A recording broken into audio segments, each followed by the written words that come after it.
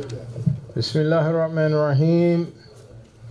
Alhamdulillahi Rabbil Alameen Ar-Rahmanir Rahim Maliki Yawmiddin Iyyaka na'budu wa iyyaka nasta'in Ihdina siratal mustaqim Siratal ladhina an'amta alayhim ghayril maghdubi alayhim waladdallin Ameen. Allahumma salli wa sallim wa barik ala Sayyidina Muhammad al-Fatihi lima uglika wa khatimi lima sabaka wa nasirul haq bil haq wal hadi ila siratikal mustaqim sallallahu alayhi wa ala alihi haqqa qadrihi wa miqdarihil azim. Amma ba'd. In the name of Allah, the Beneficent, Most Merciful, the All-Knowing, the All-Powerful, the Benevolent and Wonderful, the Creator of all the universes and the seven heavens and all that's in them. All praise to Him. Allah subhanahu wa ta'ala, who perfected and chosen Islam as our religion. Ibadullah, marhaban, welcome, His beloved slaves, welcome. Join us and explore the elements of the ancient sacred wisdom and development. For those men and women of intelligence, this is the Aswad lecture series teaching Black history and revealing Islamic spiritual mysteries, so you and I can fully be as Allah Ta'ala intended us to be, His righteous servants and deputies. From the original man Adam to the perfected man Muhammad Sallallahu Alaihi Wasallam, salutations to all the prophets between them and all the sages who followed them, from the first of them to the last of them. And so I greet you with the prayers of peace in the Arabic language. Assalamu alaikum. Alhamdulillah, we welcome everyone again for another Aswad lecture. Alhamdulillah, assalamu alaikum wa rahmatullah. So I wanted to say a few things before bringing Baba Smalls to the mic. First thing I want to say, this is not his first time here, okay? And those of us who attend here, we know that. I think this is his first time as a lecturer here. He's been here before to worship. He's been here for one or two other events. And I don't know if he remembers that, because he's like my elder too. But I actually first met him when I was 23 years old. Okay, and I remember it because it was the year 1974. Do you remember that? I can't remember that. Okay. 1974, I was a student enrolled in the biomedical program at City College. And I had, while I was a student there, I kind of, in fact, what happened was I had already been Muslim and already a member of MIB for maybe 3 years at that point. And so since I was attending City College, I'd always look for the place, where do the Muslims pray, that type of thing. So I found where the room was, where the Muslims prayed, and so I was in there making salah one day, and so Professor Smalls happened by. And so we gave each other salams, and he then told me some of his own history and how he knew Sheikh Alama Tawfiq Rahmatullah alayhi and some of the members of MIB back then. I'm talking about what I refer to as founding generation, first generation of MIB people, and how he came to know them. And so he and I have really known each other since that time. That's quite a while. Over the years, as he emerged as a giant in the scholarship circle, lecture circle, or circuit in the Afrocentric community, particularly based here in New York, I would generally quietly attend lectures different places. And then from 1986 to 1997, I was the Imam and Muslim chaplain at Sing Sing prison. So I contacted him, and I used to have him come up occasionally to talk to an auditorium full of men, who were mostly African American and Latino, in fact, exclusively African American and Latino. And I would have him come up to speak as an elder and as a scholar to help expand the world of those incarcerated brothers. Long-term incarceration causes consciousness to shrink. Your mind shrinks in order to cope with the environment. And the only way that you can expand your mind is through conscious development, which happens with a lot of people. So I had Bobby Smalls to come up as part of that process. So I wanted to share that with you to give you an idea of how long he and I have been working together. And and then of course, over the years of us knowing each other, he would always speak to me about the annual pilgrimage, as they call it, to the grave of Al-Hajj Malika Shabazz, Malcolm X, Rahmatullah alayhi, and now Betty Bahia Shabazz as well. And Baba Smalls is the founder and presiding elder, amongst other things, of the Sons of Africa. And one of the young men who came to be associated eventually with our Jamaat, our congregation here, and I'm speaking of Sheikh Abdul Qudus Murray, Rahmatullah alayhi, may Allah have mercy on him. When I first met Abdul Qudus, and him being younger than me, he was on his way to Africa to study. That's when I met him. He was getting ready to leave. So he went, he studied there, became spiritually rooted there as a Muslim. And so then when he eventually returned years later, he started worshiping here at MIB. He came, he sought me out. And those of us who were here at that time remember him well and fondly. And he was one of those men who, as a young person, had been raised in the Sons of Africa. So one day he came to me, he spoke to me about the pilgrimage, which I had really avoided up until that time. And but he let me know that, it was still alive and well as an activity, that Baba Smalls was continuing to carry the torch. And he conveyed to me from Baba Smalls an invitation to participate in the annual event. And so I actually designated Sheikh Abdul Qudus to represent us, to represent MIB, me seeing it as a natural connection between Sons of Africa and MIB. And so he did that, and he did it for a few years, actually, until his untimely death and return, transition from this life to actually the realm of the ancestors. It's hard to think of him as a young man, as an ancestor, but he is, that's what he is.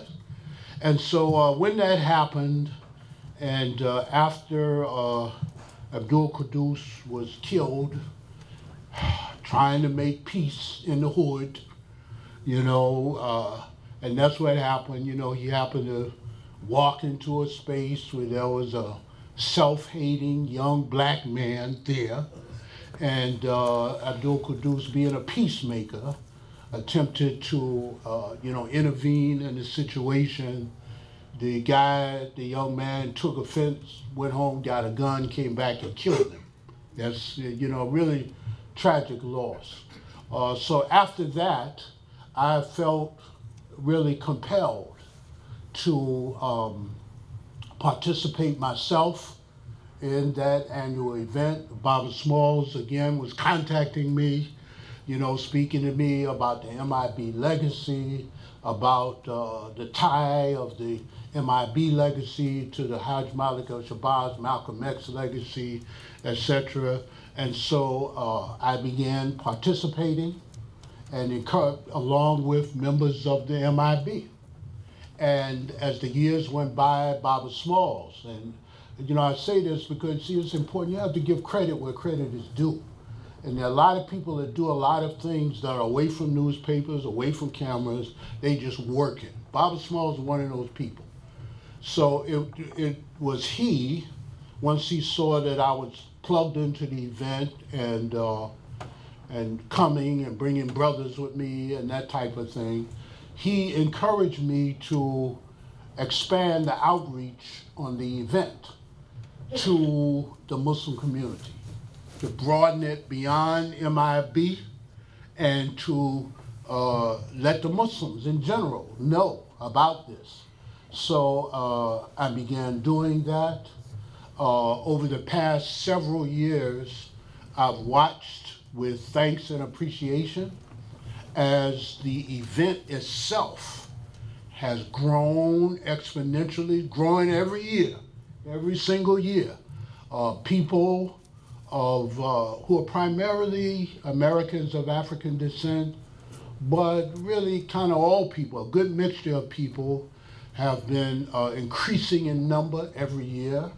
The number of young people at the event is astounding, and which is important because it's really for them anyway, And over the past few years, the Muslim participation has increased dramatically as well. And after a while, people like Imam Abdul Khalik started coming to me, and then they, through their own really younger, what we like to call a new and emerging leadership, as opposed to the leadership of people like myself and Barbara Smalls, we call that legacy leadership.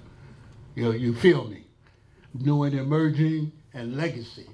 So amongst the new and emerging Muslim leaders, Imam Hamza Perez from Pittsburgh, Sheikh Mendez, now located in New Jersey, these younger leaders, men and women. So they began, committing and coming out, and really it's just a wonderful, wonderful thing. So let me say lastly, there are books that have been written, and regardless of whether they were ancient scrolls or, books in the way that we think of books, or the books of the modern day, iPad and so forth.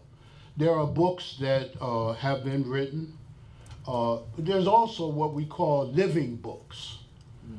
People whose life experience contains events, people, places, things that may or may not be recorded on a written page. But when you see them, you're looking at a book. Okay, Barbara Smalls is one of those people.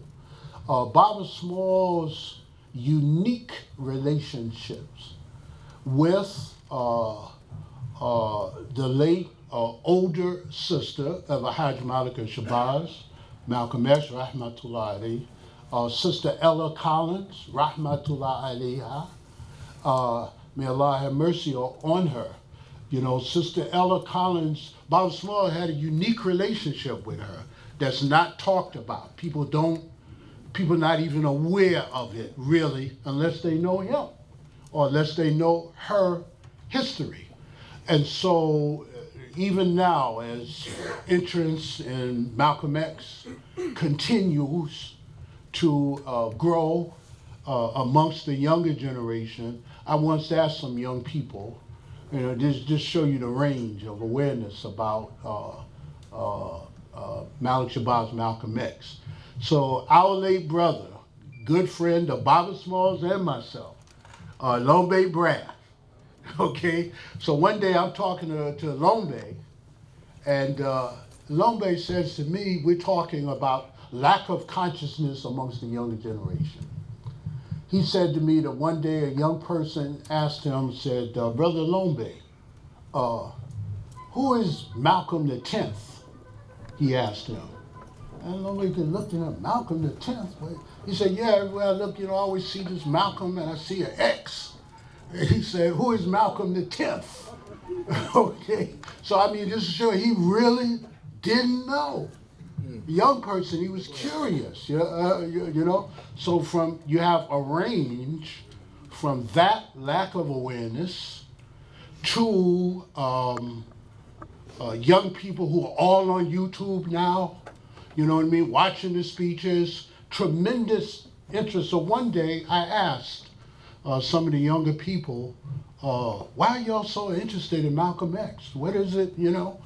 And this is what they said to me. And these were young African-American Muslims. They said to me, they said, because when we watch his speeches on YouTube, you know, it's just like he's here right now speaking to the situation that we are confronted with, and he's doing it in a way that's more relevant than almost every other leader, including the Imams. This is what they said to me. You know, now of course I have a reputation for being, quote unquote, disciple of Malcolm X, okay? But I'm just saying, this is what they said. They said, you know, most of the leaders around here now, what they have to say about what we are confronted with is not as relevant and clear and incisive as what Malik Shabazz Malcolm X was saying 50 years ago. This is what these young people said to me. And in spite of the great interest in Malcolm X, in my opinion, this is my personal opinion now, there's too little knowledge about his big sister, Sister Ella, and the critical role that she played in his entire life, really. Am I right, Bobby Small? In his entire life. I was thinking last year when the film came out, the documentary film about titled Malcolm X something, and I said to myself, somebody needs to make a film about the women in Malcolm X's life. See, they always talk about his father, yeah, and his great influence. They always talk about Elijah, you know, and his great influence. See, but they don't talk about Malcolm's mother, his big sister, and his wife. That's 3 women. So anybody watching out there in TV land, you know what I mean? If you make films, you need to make that one. So we've invited Baba Smalls here tonight to speak from his living book, to enlighten us on this variety of subjects stemming from our love and our interest in Hajj Malik Shabazz. And he'll also share with us the dynamics around the origin of the annual Malcolm X pilgrimage and why it's important for all of us to support it and participate in it. And so having said that, we'll now bring to the rostrum, we asked Baba Smalls if he would rather sit or stand. So in the true, you know, African-American tradition, he chooses to stand. And so we now bring to the mic Professor Dr. Baba James Smalls. Allahu Akbar. Assalamu alaikum. I'll give you a little history of me because most people really don't know very much about me. I'm from South Carolina, a little place called Georgetown, between Myrtle Beach and Charleston. Yes, sir. Yes, sir. Excuse me. My grandmother was a root woman, and I was raised in the root tradition. When I was about 15, I saw a man on television. I was already involved in the civil rights movement down in Georgetown, picketing theaters, clothing stores in our communities. As all of teenagers, we were leading that thing back then.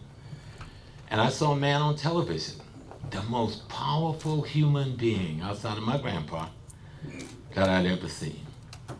My mom and father had moved to New York to get better work, because she had 12 children. I'm number 7. And so I asked my mother, I said, could you take me to New York so I can meet this Malcolm X? My mother was a very progressive woman, so in the summer of '63, she told my big brother Ernie to bring me to New York, drive me here. And the one time I get to meet Haj Malik was in 1963 on 141st Street in front of the Food Family Supermarket, which is no longer there. When I went to the temple, they told me where he was. I was with a young man named Dwight Green. I lived at that time on 115th Street between 7th and 8th, 215. Ironically, our building, the only one in the block, got torn down, and they built a new building in the place. And I asked him, I totally frightened to talk to this great giant. And I wanted to quit school, not go back to South Carolina. And the only thing I remember in about a 10, 15-minute conversation, he told me school, education, was the path to freedom for our people. And then I needed to finish high school, and I needed to go get skilled, and I needed to then bring it back to the community. And that's been my crown. This sat on my head. And I tried my best, and the university is another place to guide other young African men and women to that. And I went back home after having met Malcolm. I was this fired up radical going back to South Carolina, and I'm causing trouble. So a cousin of mine told me, because we didn't have a lot of money back then, that if I joined the Naval Reserves, when I finished school, I could just get out. You're ignorant little country boy, because I lived on a plantation, on a farm in the woods. I didn't know much about nothing. So I thought I could join, and when I get ready to quit, I'll just quit, so I could make some money to help Mama out. And I did. I joined the reserves. What I didn't know, being in the cocoon of a plantation, I didn't know the greater white world and racism and the way it worked. But those crackers hooked it up so that the day I graduated high school, even though I had 7 scholarships to college to play football, they had me on a bus going to active duty in Pensacola, Florida. I couldn't even go to my graduation party. They falsified documents, got me out of town. So there was a young white man, Ray Roberts from Boston, who was my commander, and he had helped me with my scholarship. So he called me one day and said, James, says, I thought you were going to college. I said, yes, I chose Savannah State. And he says, he threw the orders on the desk, says, you're not going anywhere. Somebody sent orders from Washington for you to report to active duty. So I said, I didn't do anything like that. And then he asked me one day, said, anybody ever called you in to sign papers? I said, oh yeah, Yeoman so-and-so about 3 months ago asked me to come in. He said, didn't I tell you to read everything? I said, I tried to read everything, but he had to rush to get back to work. So I did sign a few papers. Well, he slipped that paper in, requesting immediate orders. I'm 17 years old. I don't know from none of this. But Ray did get me out of the Navy after 2 months, and I did attend Savannah State for a few months, but then I ran into racism face on as a reserve personnel from Georgetown, which was an integrated center since the 40s. I thought that's the way it was across the country. But when I knocked on the door in Savannah, I was shy. Y'all be proud. My stuff was starched, pretty. I was there. I went up there, Seaman Apprentice Small, reporting for duty. Sir, man said, nigga, what you doing here? I said, something wrong with this picture. This is not Georgetown. This is not Georgetown. And he slams the door in my face. So I'm sitting there about 2 miles from the college in a white neighborhood, and there's a drive-in over there with a bunch of white boys. And so I knocked on the door again. And now this time the officers came, and they want to know how did I get orders there. And they brought me inside. They weren't very kind. And so there was some abuse of me after I left that night, which created an incident. And then a month later when I go back, even though the Navy now assigned security to get me to the bus stop to get back to school, they attempt to attack me again. But this time some black folks drove by and opened fire in the crowd. Of course, I had to leave school and leave Savannah. You know, I was very embittered. I was the first one in my family ever to go to college, and they were taking it away, so I went to war. But just to tell you that background, at this time, I'm afraid they're going to come from Savannah looking for me for the shooting, even though they know I wasn't the one.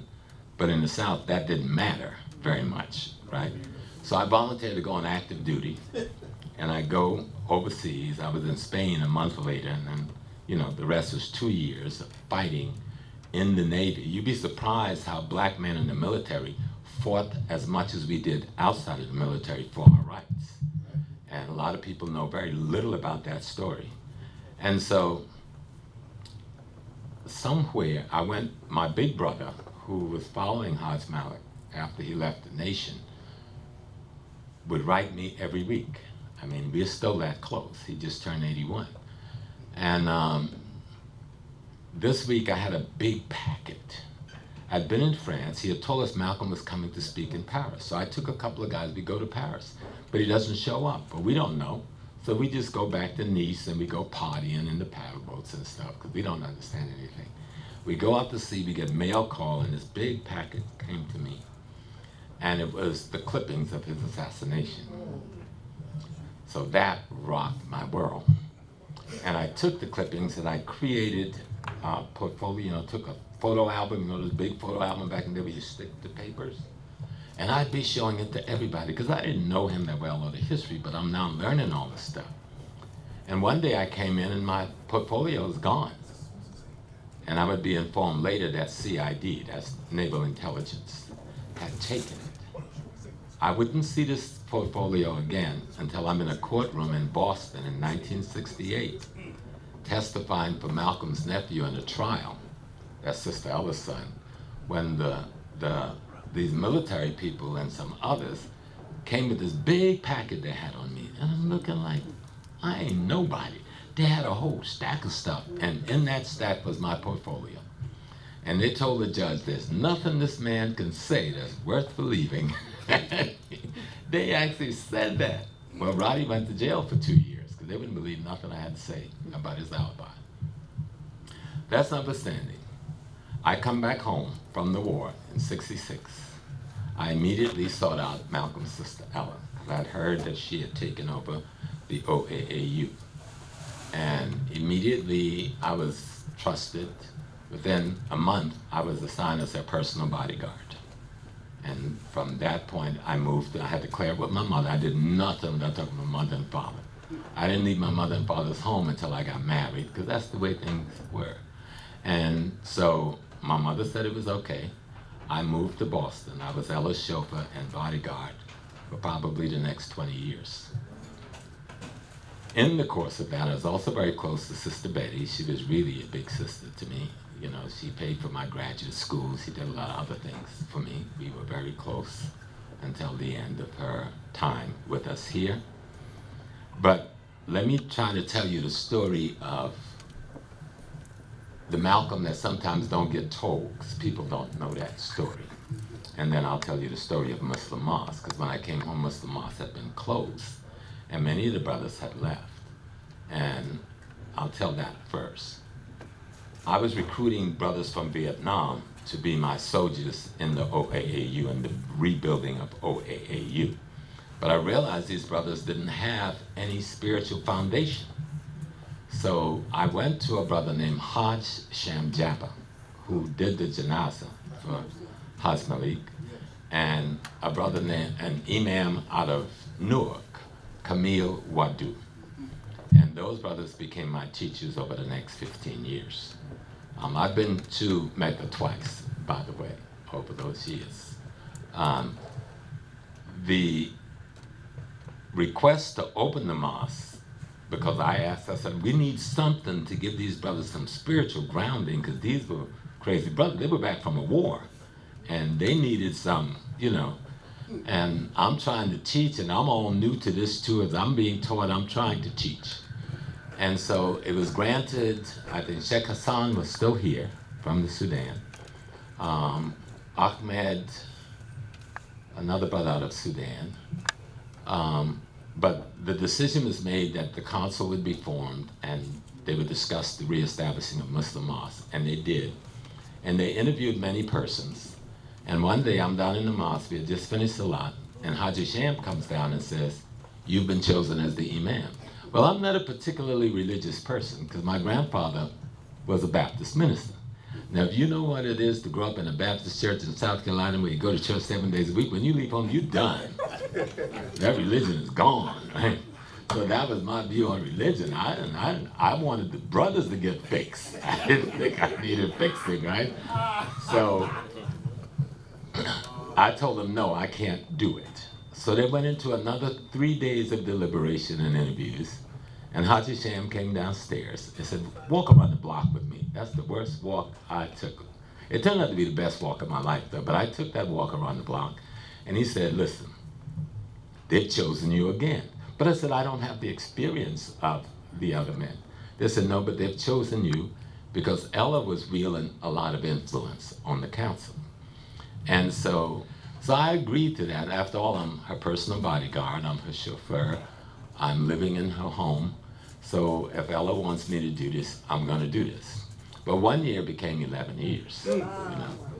And they never had any intentions of training anybody. That was just the trick. And so I learned a lot about Islam, but I had a lot of wars in Islam because I'm an African. Allah made me an African, not America, not the continent of Africa. The Creator made me an African. And so one of the wars at that time was, do I get absorbed by Arab culture, or do I learn Islam and remain an African? And to study Islam at the time and try, you know, there wasn't a lot of materials at that time to turn to. But that struggle was there. How do I remain in the African freedom struggle and be a Muslim too? Because at that time, a lot of the brothers who had become Muslim in the orthodoxy, quote unquote, felt they had no relationship to the freedom struggle. You know, some did, but a lot of them didn't. They felt that they were in a Muslim world and they had alliances and allegiances with Arab causes, but they didn't have the same alliance and allegiance to our freedom fighting. And so I was a cold-blooded Malcolm X, black nationalist freedom fighter, and even Islam wasn't gonna change that. You know, so I had to start reading and studying and learning. And in the course of reading and studying and learning, I learned a lot about Islam. I learned how Arab it wasn't. And I learned that the Prophet, maybe the reason they don't want his photos up was because of how black he was. And I studied the genealogy, and I studied what the problems were, what the rifts were. How did we get a Sunni and how did we get a Shiite? What was that about? It was a family fight that turned into something else that now have the world of Islam in confusion. But that's another story. But in the course of being the Imam, my first travel to Mecca was a very difficult one because I thought I was supposed to go as an Imam and teach people. I thought I was supposed to teach about us because I learned from many of my brothers and sisters from abroad, they knew little about us. From the continent of Africa, they knew little about us. So I went to Mecca, I had J.A. Rogers, Black Man of Color, and I had the Negro Almanac. You remember the Negro Almanac came out? And those were two powerful books back then. And so one night I'm at a tea shack in Jeddah, and I'm talking to Rodnell, Malcolm's nephew went with me, and a sister and her son. And so I'm talking to some Nigerian soldiers. The year before, there had been some abuse of African pilgrims by Arab pilgrims. So in this year, which is 74 going into 75, Nigeria brought its National Guard to police the areas where Africans stayed. And most African pilgrims then came under the Nigerian flag. Nigeria also brought its Boy Scout to police the area and make sure it was always clean and so forth. And so I'm talking to these soldiers and they said, we can't believe any of this. So they went and came back with the general and 3 or 4 officers. And so I spoke to the general and I showed him the book. And he stood there for hours going through the books. Well, the next night, the general came with 200 men. And the Saudis was very upset. So I was called in, and they told me I had to pay a fee. I only had $500. You didn't have no money back then. That $500 was supposed to stretch over 2 weeks for me and Roddy, right? And they took my money. I'm in Saudi Arabia broke. So I called my wife, and I told Carol to send me $500 by telex to the Chase Bank. I go to the Chase Bank to get the money, and everybody is so happy. They say, oh, Assalamu alaikum, rahmatullah. A Muslim from America, they just treated me like I was a god. I said, oh, maybe Islam ain't so bad after all. These people treated me good.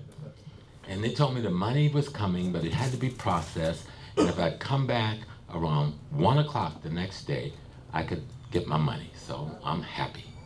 So the next day I go back, instead of people being happy and greeting, when I walk in, the man dropped his head. But see, I'm from South Carolina. When a white man drop his head, you got some problem going on right here, right? He dropped his head and he didn't greet me, oh, salam alaikum, Muslim from America. He told me to go into the manager's office. So I go into the manager's office. He's very courteous, but not very Islamic. Just very courteous. And my brain says, something wrong, brother. So when he walks out of the office, I walked out of the office and he went up a stair, so I stood under the staircase. And when he came downstairs, he came with 2 white men. And they came to place me under arrest from the American embassy. Okay?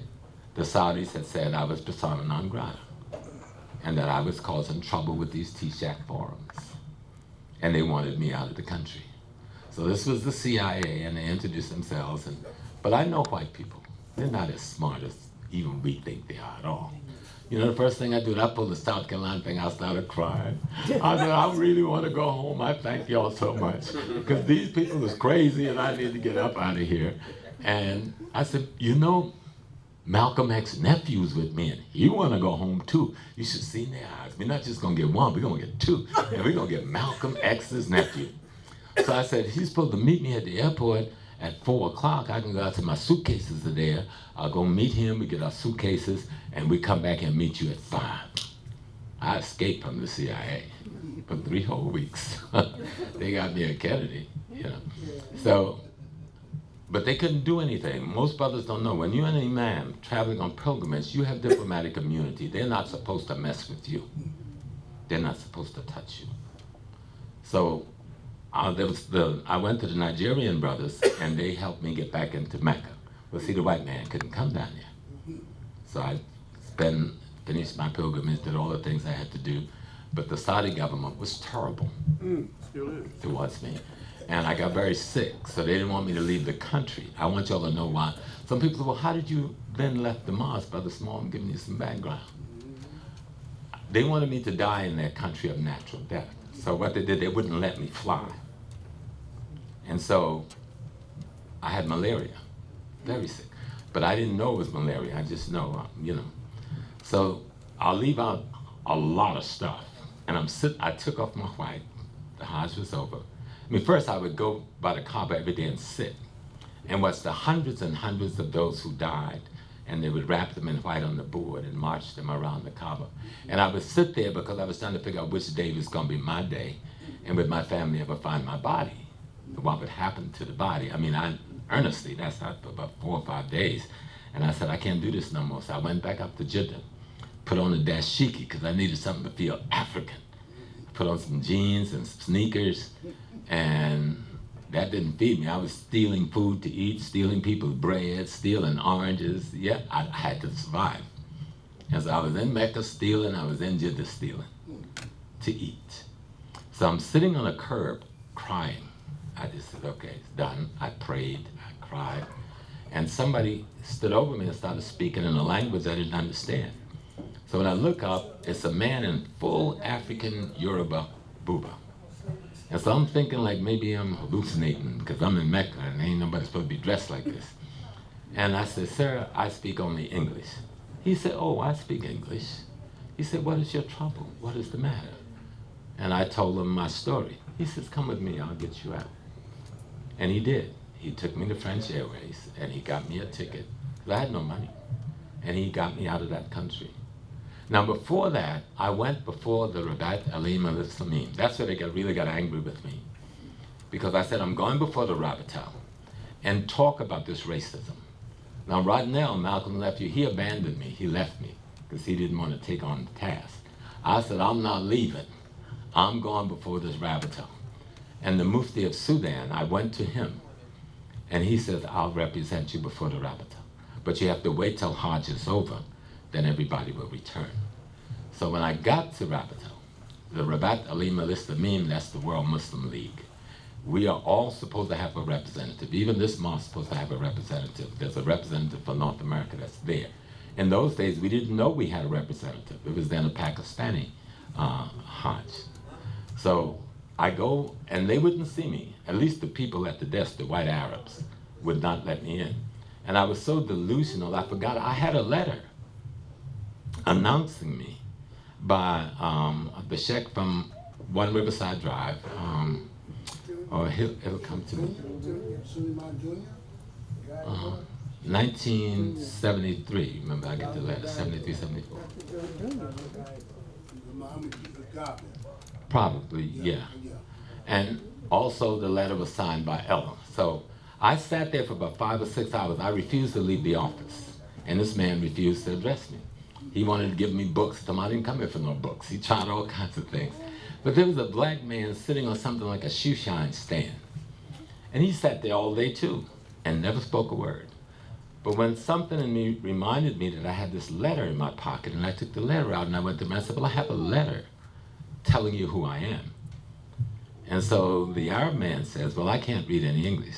That black man was sitting there all day, he raised his hand and says, oh, I read English. It was like, I'm saying like, okay, what's going on? But he came down, he read the letter, and he saw that it was from Ella and from the Imam who was at One Riverside Drive, who at that time was representing Islam in this country. You know? And so now it gets serious. Then the white Arab says, well, I got to translate it. And the black man translated it. It took him about an hour. And so he took it into the Rabbital and came back out and says to me, they said, could you come back tomorrow? But I'm being pig-headed. I'm not going nowhere. I'm not coming back tomorrow. They will see me today. And I would leave. So he goes back in. And he finally sees one of the head sheikhs. And he comes back out. This man who had been abusing me all day falls on his knees and now greeting me in the appropriate fashion, because the letter said I was a disciple of Hajj Malik Sabas. Now he comes to me and tell me that the sheikh said, because you're a disciple, not of Hajj Malik Sabas, of Holy Malik. I'd never heard that term used before. Holy Malik. And I didn't understand, because remember I was a little bit delusional too. I was like going into this fever thing. But I knew something had changed when he went in the room with the letter. And now he comes and grabs me by the finger and he takes me to all the offices and he introduces me to everybody as the Muslim from America. Then the sheikhs finally came from a meeting they were having, I'll explain in a minute. And they asked me to stand in the front row, and I'm going like, I'm on the front row with all these great men, and we're making salat. Then afterwards, the senior sheikh told me, we can't meet with you today because there's an important meeting going on, and the whole council is busy trying to resolve that problem. That was the problem with the Muslim rebels from Philippines. They were negotiating with the Marcos government, and the mediation was going on at the Rabbital, right? And so I'm in there with one sheikh, and he's first, the first thing he does is test me, see if I know Islam. In those days, I was sharp, I could hit any question, the answer, which I did. And then he turned to me and told me that I wasn't a believer, so I said, oh Lord, I'm in trouble in this room with this man by myself. But there was somebody standing way in the corner. I'm from America, so I kept my eye on him. That was our representative from Pakistan, who he would call over and introduce. And so they offered me a lot of money. You gotta understand, one of the reasons I left Islam, I want to bring you to that, then I'll talk about Allah. I was offered a lot of money that day, and I turned down all the money. Up to $1 million, I turned down the money. They offered to build my mosque. I said, no, I don't want you to build a mosque for me. They said, then why have you come? I said, I came to bring the peace and greetings of your brothers and sisters in America, and take yours back to them. I didn't come for nobody's money. And they were looking like, this Negro got to be real crazy, right? But I know certain principles, and I know certain principles. And I stood on those principles. What happened in the course of me dialoguing with the sheikh, the word gets back to this meeting that I'm there. So the young man from the Philippines asked to stop the meeting because they want to meet the Muslim from America. So while I'm sitting there, the sheikh tells me that the council would come. And they came, everybody. And the young men came in, and here's what was so significant. These are Muslim guerrilla fighters from the jungles of the Philippines that has taken on one of the most powerful governments in Asia, Marcos at that time. They're wearing black fatigues, black jackets, black turtlenecks, and black berets, and they came in front of me and fell to their knees and said, Black Panther. Wow. And I burst into tears. I almost cry every time I talk about it now. Yes, sir. The tears just came flowing because suddenly here are these young men dying in the name of Islam and freedom, and they see us as a symbol for their freedom, and we don't have a clue. We didn't have a clue. And so they asked some questions, and then they came in with a big tray with these little demi-tasse cup, like a little coffee cup, and they had a drink in it, and they passed everybody and brought the tray to me, and the first thing I'm thinking, oh Lord, Malcolm was poisoned. So they're gonna get a brother right now, right? So, and I said, but if I don't take it, it may be insulting. So I didn't let the tray get to me. I reached out and took me a cup. And nobody else took a cup. Everybody just looked at me, and I drank that bitter stuff, whatever it was. It was the bitterest thing I'd ever drank. And then everybody smiled, and they took a cup. And then the tone changed. They offered to, I told them the racist abuse I'd seen done to African, especially continental African people, and some of the things that I'd gone through, and that was my purpose for coming there, and I wanted to put it on record. And so they agreed that they would, the next year they said, we will fly your wife, your children, your family, we will pay for everything, et cetera, et cetera, et cetera. I was just saying, Lord, let me get out of here, and I will be home, and this will be a wrap. But I got out thanks to the man on the curb, the Yoruba man from Nigeria, who had brought his father, who was a Muslim, to pilgrimage. Now, I get back to Boston. This lady, Ella, when I met Ella, when I got home from the war, and I went to look for her, they were having a rally on 125th Street for the February 21st, 1967. And I like to think I'm a good security man because I was a good military man, and the Americans taught me a lot. And so I walked up and got around all of her security, and I went to the stage and put my hand on her foot. I don't know why I did it. And the security rushed me, and she said, leave him alone. She stopped her speaking, she asked for a pen, she wrote her address and phone number, and says, Tuesday night, you come to this place. And I left. I didn't even stay for the rally. That's what I went for. And when I went early, and an old lady came to the door in an old raggedy dress, a rag on her head, and she got a dustpan and a broom. I did not recognize her. And she says, oh, Ms. Collins will be here tonight. So if you come back tonight for the meeting of OAU, when I came back that night, she was in her African gala and African robe. But somewhere through the evening, I recognized that was the lady with the dustpan that came to the door. So in 2 weeks or so, the security team called me in and told me they wanted to think about putting me on security. And at the end of 2 months, I was asked, would I be her personal bodyguard? And we literally lived together 24/7. I even got married in her bedroom. Okay, Haji Sham performed my wedding. That was 48 years ago. Still got the same wife who told me tonight, please, she said tonight, please come home early. Because I was sitting there talking to her when the Imam called, reading papers, and she said, what's wrong? Because I jumped up and ran upstairs. So she comes up, I said, I'm supposed to be at the mosque lecturing. I'm sitting up here in New Rochelle reading papers. So she told me to get back early because my daughter was going on and she had the children. She didn't like to be in the house alone. So I'll be back as soon as I can. But Ella Collins, the sister of Malcolm X, was a very powerful lady. Very powerful political force in Boston and a very wealthy lady for that day and time. That's the person who financed most of what Malcolm X did, even when he was still in the nation. She was also in the nation, but she went against the grain. Malcolm kicked his own sister out of the nation, you know? But when Malcolm, she was always close to the family and would always travel to Lansing. She was married to a brother named Kenneth Collins.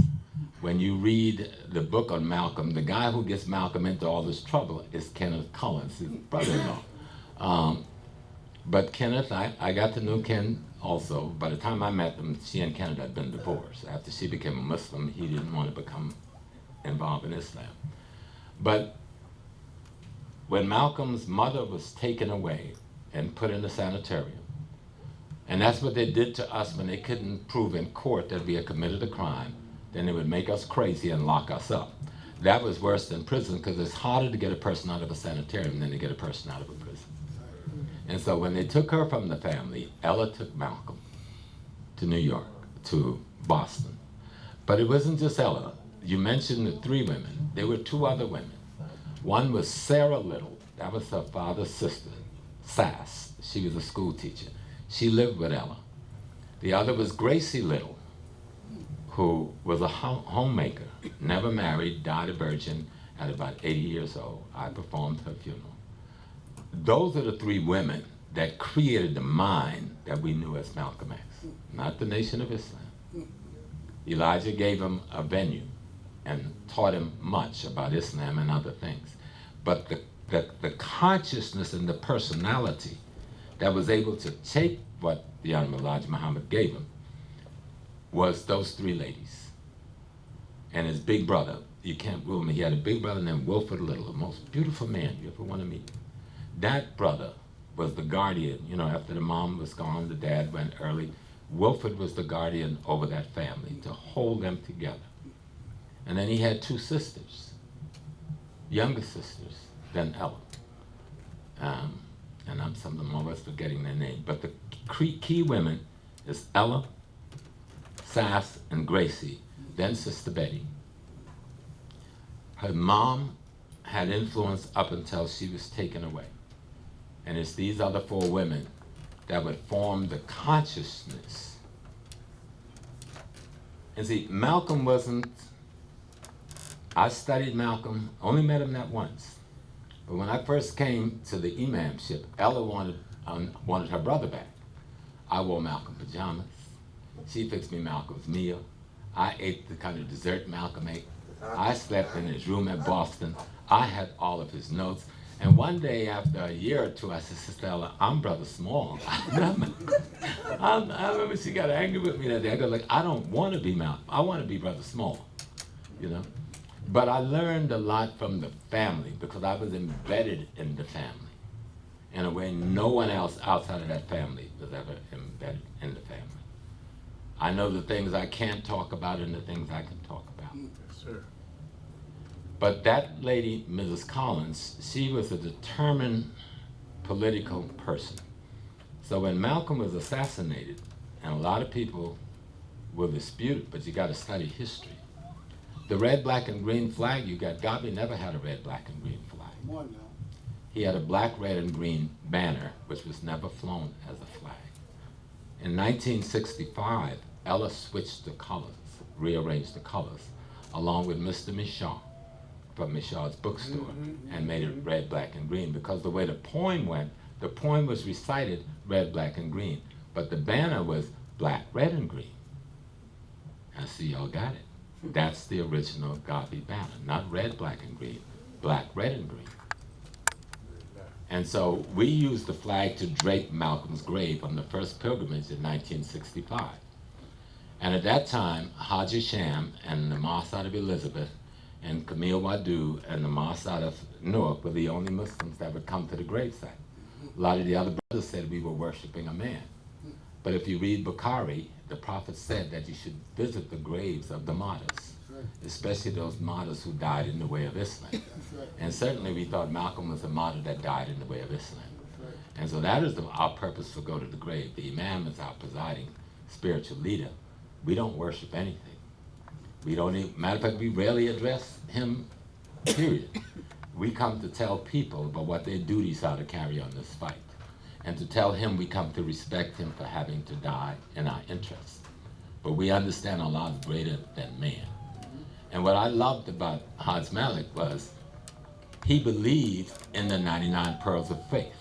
They weren't just a reference point. He believed that we should start at number 1 and try to build those 99 spiritual elements in our characters. That's what would make us Muslim. But sometimes I meet brothers who don't even know what the 99 pearls of faith is. The 99 quality and attributes of Allah the Divine. That is supposed to transform us and make us up into the being we're supposed to become. And so, even though that's not my lecture, that's the piece I got from him. Malcolm believed in transformation. Yes, sir. If he didn't know a truth yesterday, and he learned that truth today, yesterday was left behind because he went with the truth that he learned. And he never stopped being a Muslim. He never denounced Islam, left Islam. He told people, yes, I'm a black nationalist freedom fighter, but my religion is Islam. That's my guide. That's what allows me to be the black nationalist freedom fighter. This has made me into the being I need to be. This makes me the Muslim I need to be. And he believed to his death that Islam would transform the African American character such that that character would be able to free themselves. What a lot of people, and a lot of us got caught up in it. At first, I remember once I walked into the mosque, I had my kufi on, prayer rug on my back. I had something else, one of those Arab scarves around my neck, and Ella said, come here. She said, get all that, I'm not going to tell you the words she used, off of you. He said, if you walk as a Muslim in character, the world of Muslims will recognize you. Symbols of another man's culture is not going to make you a Muslim. It is the character, the behavior that you carry on into the world. You know, and then you could go anywhere in the world. That's right. What was extraordinary about Ellis, he was involved in a lot of politics. We went to jail together. There was an incident in 1970 in Los Angeles where the LAPD took issue with me being the security man. I was the only security to travel with her. James Baldwin was with us in RWA. And my instructions was, if anything happened to her, don't you come back. You better find someplace else to go. And the older brothers, I'm thinking, oh Lord, this is my first time taking her away from the city on my own. So I sent word ahead. When I get there, I needed some equipment. So the brothers had the equipment necessary. And so the night, we were supposed to leave the day before, but Ella decides, I'm not gonna leave because the people want me to come to the Watch Summer Festival and speak, because Huey Newton just got out of jail today, and they would like for me to come and address, you know, this thing. And so there was a parade that day for the Summer Festival, and she was gonna be in the parade. But she tells me that morning, because I slept in front of her door at night, and she tells me that morning, she says, I had a dream last night that we were in this parade and we drove into a little park and there was a big water fountain and there was a man walking around with a big Mexican sombrero and 2 men shot me. I was, oh, you know, now I'm scared. So that day in the parade, I put 20 men on a float behind us in black geese. I put 5 or 6 in a Volkswagen in front in black geese. I got about 10 walking beside us. I got her on lockdown. So when we passed, and I'm sitting in the car holding the umbrella. So when we passed the reviewing stand, a policeman said, ain't nobody should have that kind of security. Said the President of the United States, this white cop in Los Angeles. We go, and the parade route is finished, and we had to turn into a little park. Guess what was there? A water fountain, and a man selling something with a sombrero. So I tell the security and the driver, get out of this park. Let's get us out of here quickly. So as he was driving around the fountain, and the cops all over the place, 2 members of the Nation of Islam rushed the car. and they threw their newspapers, but I don't know what they're throwing. So in that second, I got my gun. And it only was a split second, but all those cops saw it. So that night, when we go to the rally, and Ella is speaking, and it's ironic, Clifton Davis drove us there. And I got a call just before I left the house tonight while I'm upstairs trying to dress, because I'm working on a movie where Malcolm is prominently featured right now with Disney, ABC, and MGM. I'm working as a consultant. And the chief writer called me and asked me if I would have a problem with Clifton Davis playing Elijah Muhammad. And I said, why? Because I thought he had heard Clifton may have told him something. And he said, because Clifton Davis is now a Baptist minister or a Christian minister. And I said, I don't think any problem, because he was worried about whether Farrakhan would have a problem. I said, no, but Clifton is still an actor. I never told Chris about the incident where Clifton Davis left me on that stage that night. I ended up in jail, beaten almost to death, twice trying to be killed by LAPD. Ella's hand get broken in 7 places. And we got out of there in a few days because Yasser Arafat came to our assistance by calling Washington, and Washington sending the feds out to make the LAPD back down. That's another long story. But Ella was that kind of tough woman. That woman would not run away from anything. You know, we marched with Dr. King in the March Against the War in '67.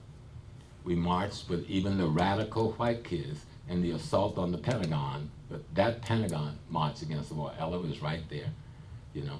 When they tried to take away that black supermarket opened by Sister Cora Walker up on 148th Street, we sat with Cora month after month out there on that sidewalk going up against Joseph Overton and his mafia. So that's the kind of person she was. When the Panthers was arrested in Boston, that group of Panther 6, well, with Tom Atkins, who was the then city council, it was in Ella's living room that we negotiated the release of all those young people. She got involved in every aspect of the movement, but we kept ourselves cool. One of the good things that Ella taught me, that's why most people don't know me, is to be cool. You don't need no big up name, you know, that got Malcolm killed. Be cool and do your work and get things done. But she supported Adam Clayton Powell to the degree that, you remember when Powell came into the country? He was supposed to, the sheriff said, if you come, we're gonna arrest you. Congress said, if you don't come, we're gonna kick you out. Now he came and left. Nobody talks about it because they don't know what happened. They don't know how he did it. Well, Ella Collins, myself, Brother Stock, who was our chief of security, that's supposed to come to the grave with us every year, and Powell's son, Skipper. In a meeting, Ella came up with an idea. She said, Adam looks like any white man. White people got stereotypes. Let's use white stereotypes to make Adam a white man, and we can walk him right past the sheriff. I didn't know quite what the old lady was talking about, but when she came up with her thing, she said, white folks in the South wear these plaid red and black hunting jackets, and they wear these red and black hunting caps, and they wear khaki pants, penny loafers, dark glasses. I forgot what kind of shirt he had on. So we knew we couldn't talk over the phone, so Ella got on a plane and flew to Bimini and laid out the plan to Adam. Adam bought the plan.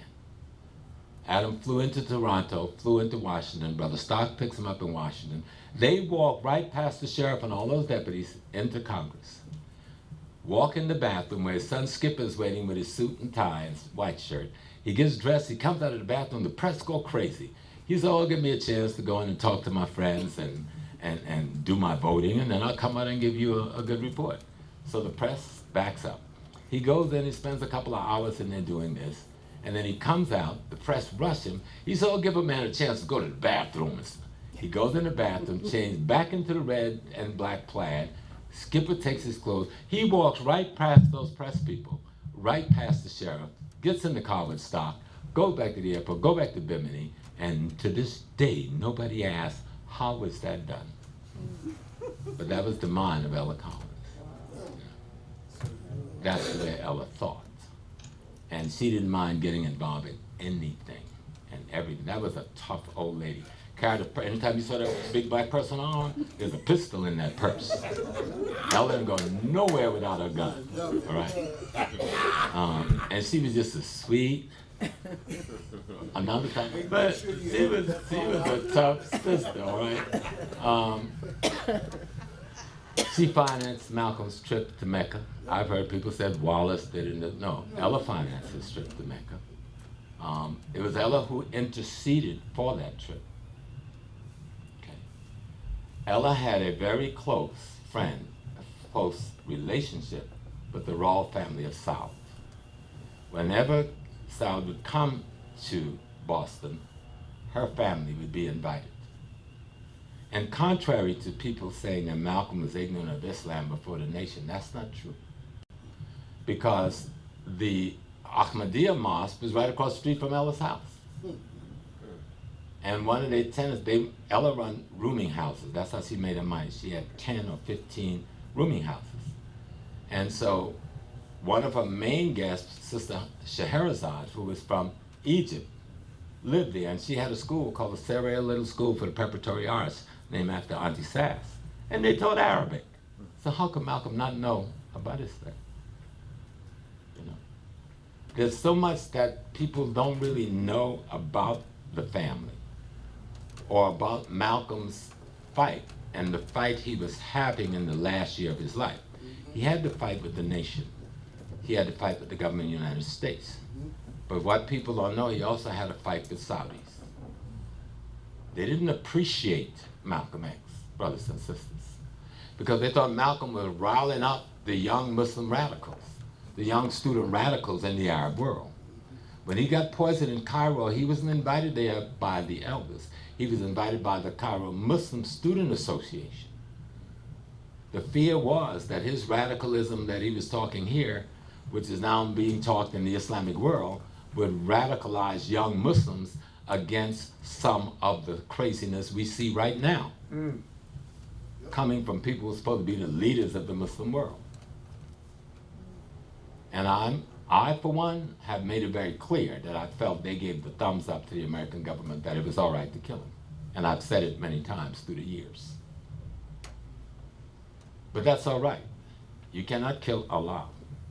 Those who walk in the way of Allah and to the spirit of Allah lives forever.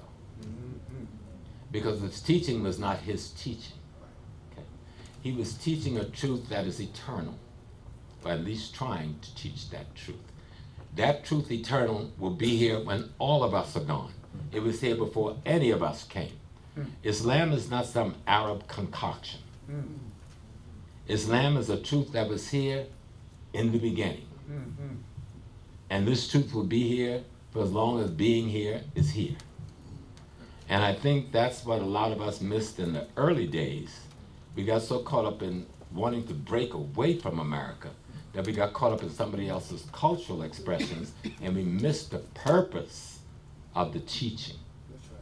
To transform us into human beings that was godly in our character and our behavior. And that's what made Malcolm so strong. That man allowed the teachings to transform him into a better man, you know. And if we're going to learn anything about him, we need to understand that he was a Muslim. He was really a Muslim. He wasn't a Sunni or a Shia or an Arab. He was just a Muslim. All those other labels men put on themselves for their political reasons. But the label Muslim is eternal. That label. And you'll know I study a lot. And I beat up on all religions, including this one. Not the religion, but the behavior of those who say they're in this religion. And when I searched back in ancient Egypt, you know, I'm good on that one. Guess what I found? They did wudu. They did a balsam before prayer. Guess what else I found? They prayed in the same position that we did. All the positions right down the starts, I could show it to you in stone. Remember what the prophet said? I come not to bring a new religion, come not to bring a new religion, but to restore that which was here in the beginning. And that messengers and prophets have been sent to all the people of the world with the same message. It's just that many people didn't hear well, or the teachers didn't interpret well enough. Say, man, you got to tell me when I'm at my 2 minutes. No, I'll talk till next month. No, I'm not going to take. Everyone has to go home and rest, just like I have to do. Maybe what But you could do, Bobby Smalls, is having said what you said, if you could now take us directly to the annual event, yes, the how it came pilgrimage. about, what happened, Yes. and why it's important. It's important that we keep that pilgrimage going. Yeah, the pilgrimage started by Sister Ella. And May 19th, Malcolm's birthday, 1965. She felt that this was a Muslim martyr that had fallen. But at this time, most of our people, you realize in 65, we knew nothing about Islam. Only small pockets of us were Muslims. People were not aware, they were afraid of Islam. You think about foreign, this was like, what's that thing? Ebola to many black people back then. And so she wanted some way to remember this young man. Remember, he was only 39 years old when his life was taken. And so they started the pilgrimage. Back in those days, we only had a few carloads of us who would go, mostly OAAU, the Elizabeth Mosque, and the Newark Mosque. I remember when y'all were in the tea shop, I don't know if you were there, on 145th Street. Yep. That's when I first met Imam Toffee and found out, who he was to Malcolm. He was like a son to Malcolm.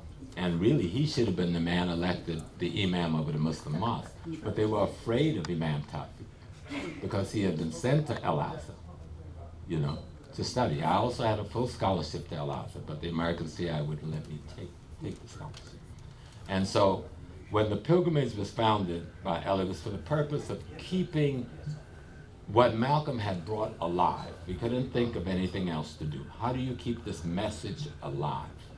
And so she chose that day. That's what she said was her purpose. And the pilgrimage is very, very simple.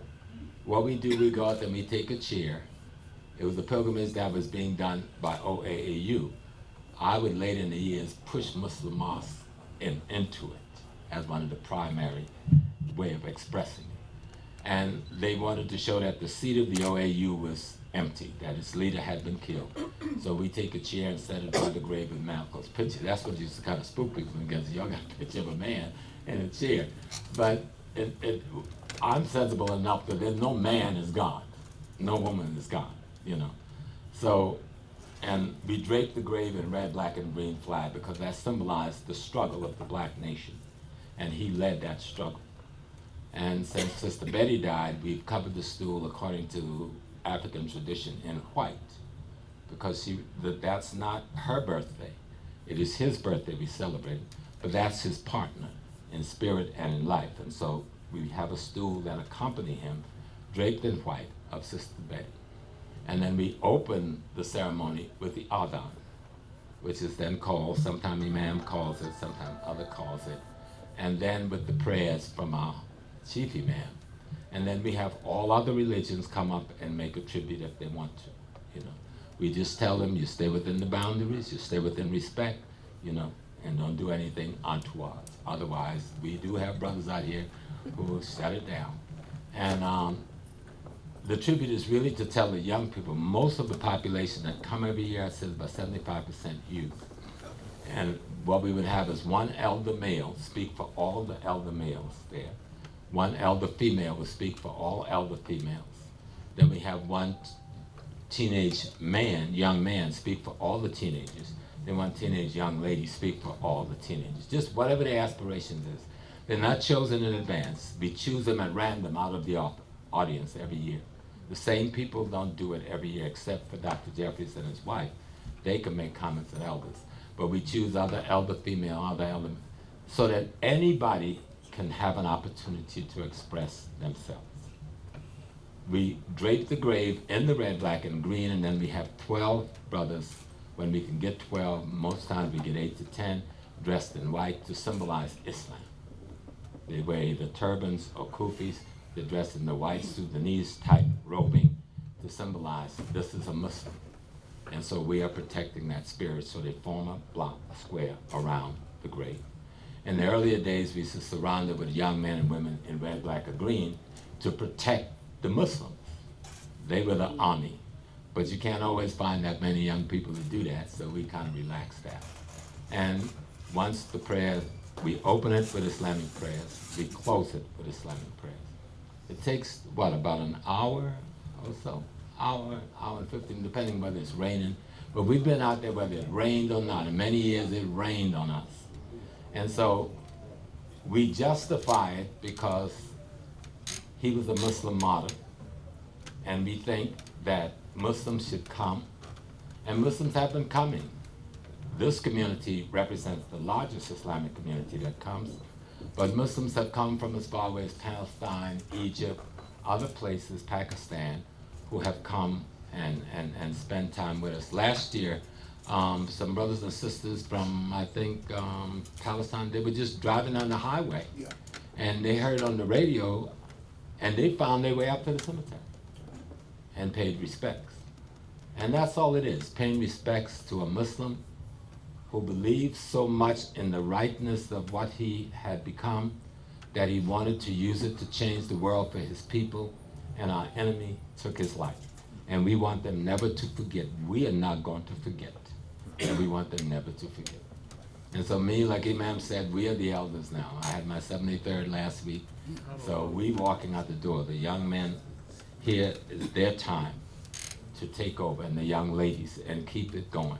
Yes, sir. And so that's what it is. Yes, sir. It had grown from less than 100 people to maybe a couple of thousand people that come every year. And we hope it grows.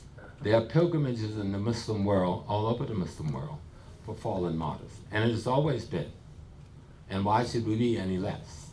He was our fallen martyr. And if we let him disappear, it'll be our fault. Yes, sir. But we shouldn't just go to call his name. We should study his life. Yes. What did he do? How did he grow? How did he transform? What about him made him a better man than the man in the streets selling drugs that he once was? What about him, even when he left the Nation of Islam, allowed him, most people left the nation, just left Islam. But he didn't. He left the nation and he moved into another understanding of Islam. And I don't put down the nation. I think the nation did the best they could with what they had. We were caught in America fighting a war for survival. But we must grow always beyond where we find ourselves. And Malcolm is a symbol of how you do that well, So we hope that next year, everybody who haven't been will join us on the pilgrimage. If I'm in good health, I will be there, but if I'm not, I don't worry, because we put in place some young men and women who I know got this on lockdown. We know we've replaced ourselves.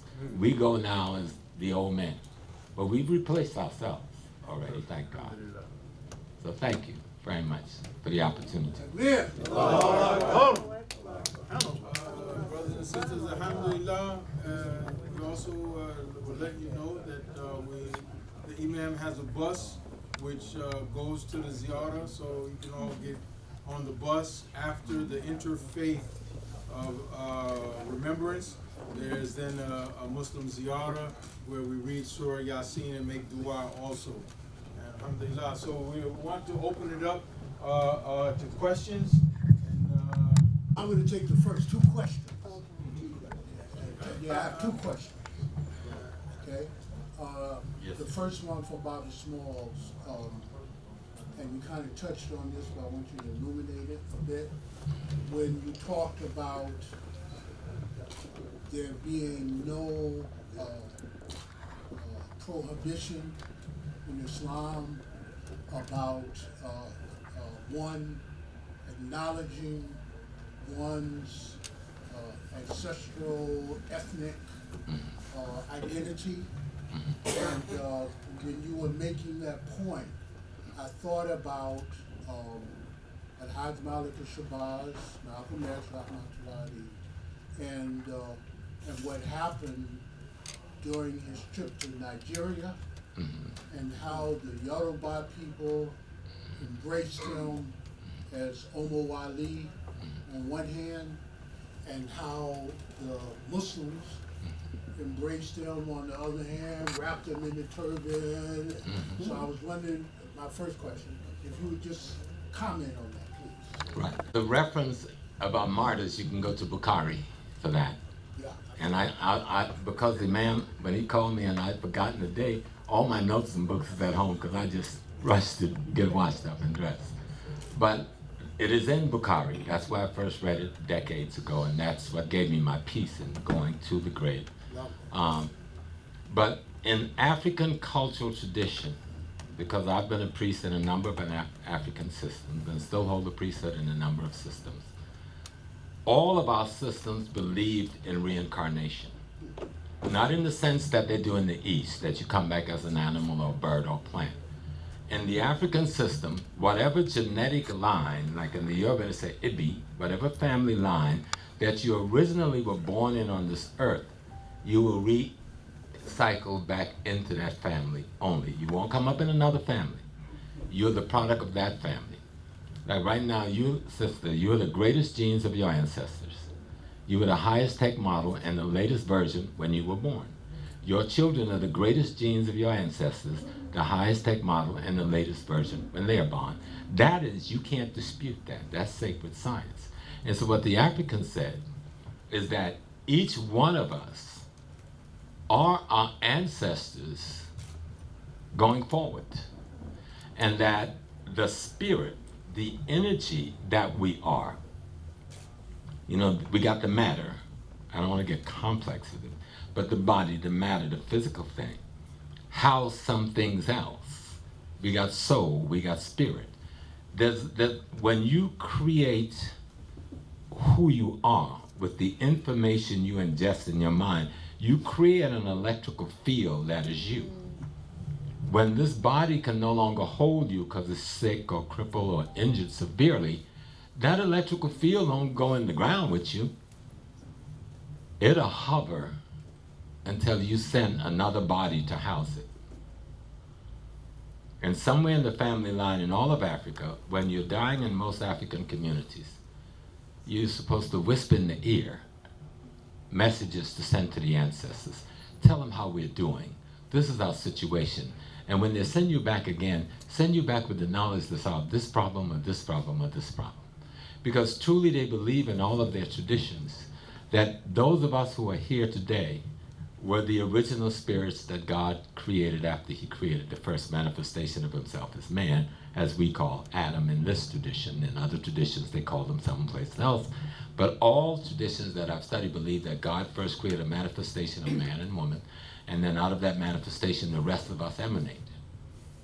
And when we come to the earth, according to many of our traditions, especially in the Nigeria, Yoruba tradition, is that we are an expression of an aspect of the divine essence. We're not something separate and apart. And that's why the 99 Pearls of Faith become so important to study, learn, and ingest. Because those are 99 of the qualities of the divine essence that we can grasp according to Islam. And so in that sense of when you go to visit a martyr, male or female, you're also visiting all the thoughts, ideas, and principles they conveyed to you. And you recall those things to help transform you. And Omawali, the child who has returned home. It literally means that he had completed his journey. There's something called destiny. There was no way you could keep Hajj Malik alive, by the way, let me tell you that right now. That name signified he had completed his destiny. He had done the work Allah sent him to do. And in the form of a Malcolm X or even Hajj Malik Shabazz, he couldn't go any further with that work. You've done your thing, you've done your job. You had transformed yourself back into the element out of which you were originally transformed. And so, I don't mean to get metaphoric, but my understanding is, I am eternal, you are eternal. We've always been. In the ancient Egyptian tradition, which the white man has taken and muddled and messed up. And we need to take our stuff back.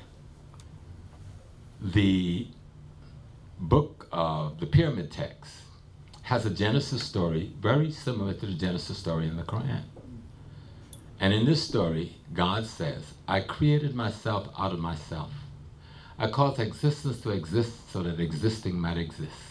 And when I found myself in existence as Amen, Ma'at, the feminine principle, was standing beside me. Now that is Adam. That Amen is Adam. That's not Amen Ra. That's another concept, right? This is the Adam saying, when I realized me to be my feminine aspect or half was already beside me. When you study this literature and see how our ancestors was thinking and trying to explain this to us, then it becomes simple to really understand the Ikhlas, which is one of those prayers that's very short and very simple and everybody say it and very few people give it any real attention. Know that he's one and he's begotten, none knows is begotten. And what is? The only thing that exists is the divine essence itself. So what are we? Expressions of aspects of that divine essence. Now how do we realize that? That's where Islam come in. It is the path that teaches you what you need to know to have that realization. So Hajj Malik, by the time he gets to where he's visiting Nigeria, which is just a few months before he passes, we know that there's some very high science still practiced by our people, especially in some of those old Muslim communities in West Africa, which we neglect a lot when we talk about Islam, because we get so focused on the Middle East that we pay no attention to the Ghana Muslim community, the Sudanese, the Senegalese, the Mali, the Niger. These, matter of fact, there's more Muslims in West Africa than there is in the Middle East. But we don't study their growth and their knowledge of Islam as a way of teaching ourselves. When I met one of my teachers who, Haji, in Ghana, and I was referring to Bukhari and a few other hadith, he said, we have our own hadith. And I go like, really? He says, oh yes, we have our own hadith. And we never think of that. The assumption is that all knowledge that explains Islam's teaching trend comes out of the Arab world. And that's not true. And Malcolm walked into Africa and found that not to be true. And he was recognized as a Muslim who had evolved himself with Islam. And so when they said Omawali, they didn't mean welcome back home to the continent of Africa. They mean welcome back home to your spiritual essence place, you see. And that's what makes that important.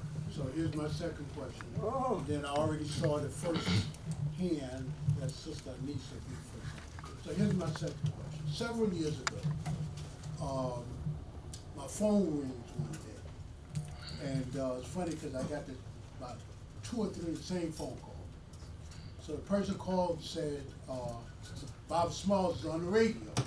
This is what the call was. And said that you were on Global Black Experience with Gary Bird. And you were talking about the legacy.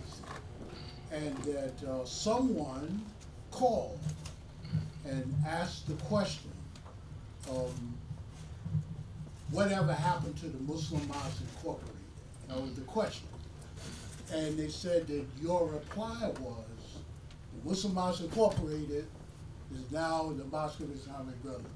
And 2 or 3 people called me and told me that you said that. And so I wanted to ask openly if you could verify if you remember that happening. Oh yeah, because I've said it on multiple occasions. Okay, so would you just talk about that? Yes, sir.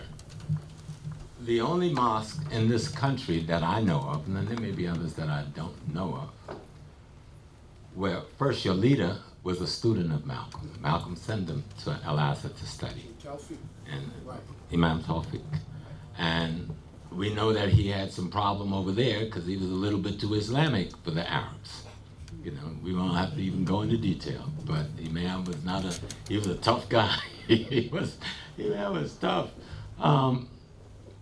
But this is the only mosque that has carried Islam in the tradition of Hajj Malik al-Sibaz. When I returned from Mecca with the situations, there's some things I have not told you. I've had more than 5 assassination attempts on my life. And one of them is owed, though Allah protected me, to the Arabs of the Saudis. And so my position was, I was not going to build, for money or anything else, an Arab mosque in the name of Hajj Malik al-Sibaz. So I closed Muslim mosques. I am still the official Imam. And I made the decision with my council. And they agreed. And the only mosque that we knew that had been carrying on his tradition is this mosque. And so I've said it publicly in multiple places. And that's why you're the one at that gravesite.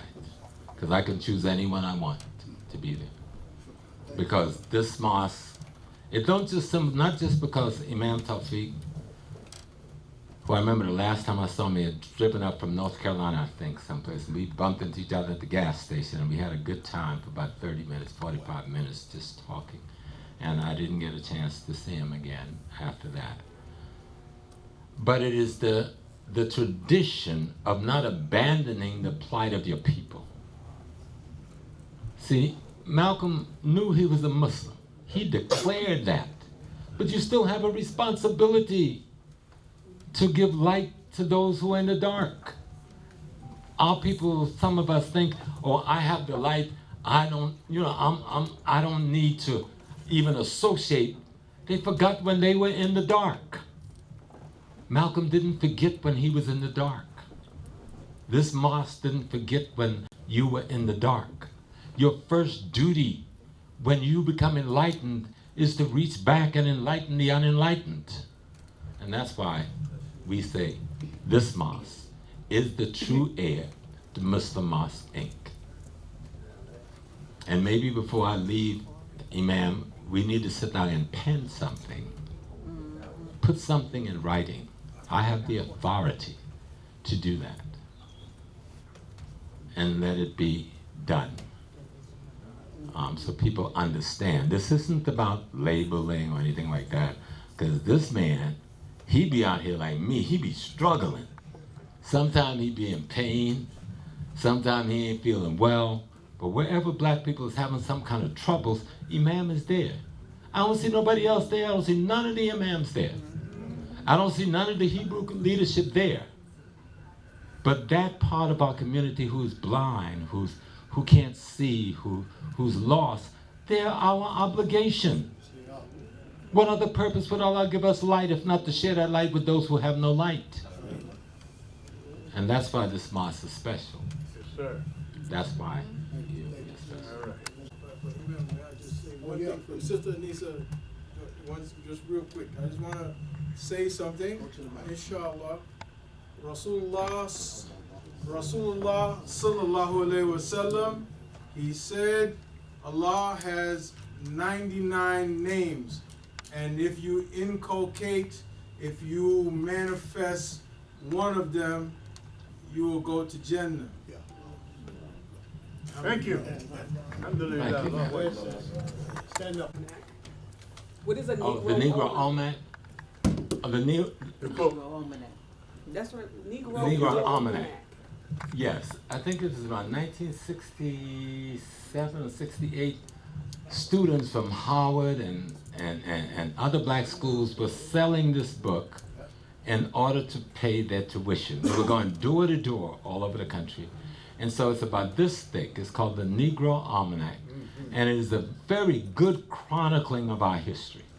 I don't know whether you can find it anywhere now. Maybe you can try Googling it and going online and checking. But it's an extraordinary document of history of the African American peoples and some good pieces of history from our experience on the continent of Africa itself. Okay, my question is, what do you think about the providence and the guidance over your life? Say that, the providence? The providence or the guidance over your life. Like how you got in situations and you got out and you was guided here and this person you met there. Well, the first thing I believe, oneness. And that dominates all things. And I truly believe that if you're truly trying to move in the path of that divine, it will protect you even when your foolishness don't protect yourself. Because I could tell you some stories about me that have you shivering. How did he get through? Only Allah could have gotten me through those things. And so that is the only guide. And that's why the Quran is important. I had arguments with the Quran because of cultural things in the early days. But I wasn't well read enough. You know, I didn't read but a little Arabic, weren't smart enough to hold those positions, so I backed away from those positions. As it is said that this is a guide, look up the word guide and see what that means. It's a guide for you. It tells you which of those multiple paths to take. It tells you what signs should make you cautious and what signs should make you courageous. It's a path, it's a guide. And so the providence is the divine Allah itself, you see. And we have to learn that, first of all, you know, when we grew up in a Christian culture over here, and we were taught man was God. But we have to kill that notion in ourselves. Man is not God. God was never a man. And then when we got to the 60s, we started saying, oh, it's the mother God. Woman was never God. We're not smart enough to know what the divine looks like. It is every and all things at once, including the essence of ourselves. And so as we begin to accept the guide, the document is a good guide. And it needs studying, though. Don't just, you know, like some people will have their favorite surahs. Mine used to be the Surah of Maryam. I used to like the hairplay. But everybody has their favorite surahs. But yes, go beyond your favorite surah. Study the Quran. Read the commentaries. Go back over it again. Study it some more. And then read the commentary some more. And then see where your mind puts you. Because this is about transforming you so you can help to transform those around you. You can't have Islam just for you. It's got to come into your household. It's got to come into your family. And you got to not care what nobody in the world think of you. You are who you are. Be who you're going to be. And be a light. The world, you know, even if you didn't dress this way, if you were just a modestly dressed woman in the world, but walked in the way of Islam in your character, they will see something different about you, something special about you. That's the providence. Sir. That's the providence. Next question. To your lecture, you're coming from the African perspective. Mm-hmm. Now, the literature, we have Don Folio, Usman Don Folio, from the African Muslims from Northern Africa. Do you think we have lost so many of our youth? And I know when I first became Muslim, my thing was I didn't see the African. I didn't see that. So it sort of prejudiced me, you know. But do you think that if we were to come from that perspective, when we talk to our youth, to bring them, we've got to save our youth. See, that's where I am. Agree with you, 100%. I'm teaching, and we've got to find a way to save our young people. And do you think that if our youth were able to recognize themselves in Islam, that they would be more likely to return? I think that would be an absolute positive statement. If anybody know me, I said history is the best medicine anyone could ingest.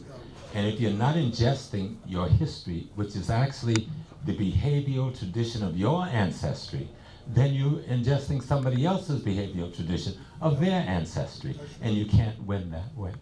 When you think of someone like Amanatu, this is a queen, an African queen, who was a Muslim, who lived, I guess that's the 15th century or so, in what is now, that was the Borneo Empire. and what is now Nigeria and part of Cameroon and so forth. And she fought other Muslims who were inappropriate. 30 years, she put them in check. Well, you can go and read where, because see, what the kids are saying now, well, the Muslims enslaved us. We got to say, wait a minute. Some Muslims were involved in slavery, but some Yorubas were involved in slavery. You know, many people enslaved us. So you've got to show them the models of those who were not the enemy. There was a king of Borneo, and this was about the 16th century. No, later, it's got to be, because earlier, because the Turks had just, it was the 10th century. See, well, you got to really go back. This used to be a black religion in the first place, and white people took it. But that's the study you need to do. Find out who's the Mameluke Turk, who's the Seljuk Turk, what is the Ottoman Empire, what is the Saudis. well, they Nouveau European subplanet. We need to go back, yes ma'am, but we need to go back into history deep, and you'll see that the crisis between Ali and Ottoman is an important study point that we need to study, because there's an issue that goes on in the family of the Prophet itself that leads to where we are today. And when we understand that, we can get it. But this one king, a Muslim king of Borneo, writes a letter to the Sultan of Egypt, who's now the Turkish Ottoman. Yep. It says, are we not Muslim brothers and sisters? Right. That's right. Yet you come raiding my country, stealing my women and enslaving my people? Then he says, and then you're not a Muslim. So these are the stories we've got to study in our history. You'll find that story in the 8-volume History of Africa done by UNESCO. Yes. I forgot which particular volume. But there's so much good history there. You know, you find like Shehu, who fought the war when the French first invaded. You find that the Muslim brothers, even there was a sister, brothers and sisters, we talking about the Moors all the time. There was a sister in North Africa, a Muslim sister, who fought a war for almost 20 years against the Arab-Turkish invasion of North Africa. She only lost when she allowed herself to be tricked, because she fought mainly a guerrilla war out of the Atlas Mountains and out of the mountains. When her army was so big, they enticed her to meet them face to face on the plains. But their weaponry was suited for that fight, and her weaponry wasn't, and she lost her life. But we got all these great black Muslim heroes who were still Muslims and yet fought for the freedom of their people. Yes. All over Africa, from Cameroon, from Niger, from Mali, from Senegal, right. from Nigeria, right. from Ghana. Right. Every year, even though I don't go to mosque like I used to, I've been studying, I taught religion at City University for 18 years. I've studied many of the religions of the world. I became a priest in the Yoruba tradition. Some people say, you're a priest in the Yoruba tradition? Yeah, because it's as close to Islam as it can be. You just don't know it. You got to take the foolishness other people put in and throw that back in the garbage where it came from. I'm a priest in the ancient Egyptian tradition. Actually, I'm the priest for the entire Western Hemisphere, for the craft of Amun-Ra. I don't advertise it. And those brothers who know who I am and what I am, when they need me to come for something. And I'll tell you, when I studied the ancient things and I studied this thing, I go, oh my God. I could have stayed in the mosque because it's the same truth. Yes. It's the same principles. It's almost the same rituals in many regards.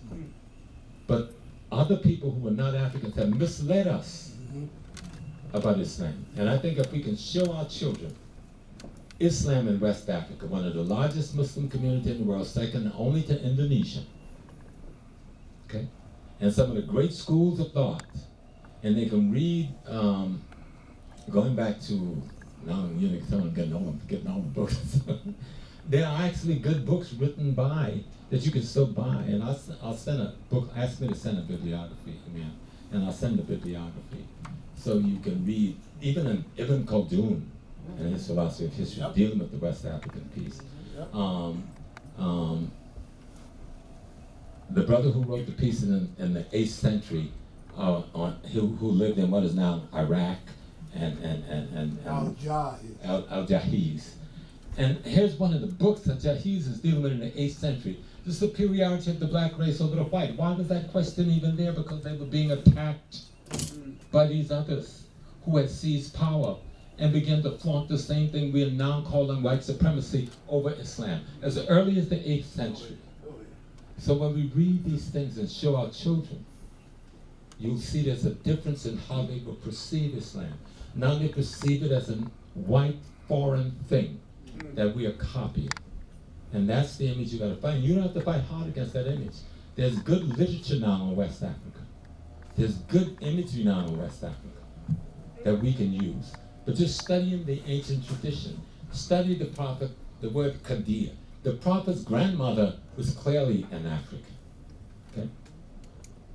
And he did, when, you know, in the story we were told about the moment at which, when the surah of this cave, when the prophet had to hide, but he sent his followers into Ethiopia. What was said when the Arabs got to the border and wanted to capture the Muslims who were the followers of the prophet? Yep. The Ethiopian king said, these are our brothers and sisters who believe as we do. So we need to get this thing back in context so we can teach our children by teaching them their history. Even the brothers and sisters on the continent don't know their history. That's right. It breaks your heart. This is not going.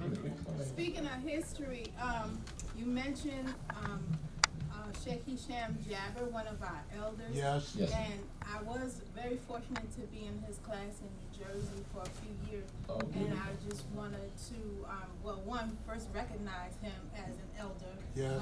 who had his hand on Malcolm and his family and you. Mm-hmm. I am his student. Okay. I'm fully his student. Mashallah.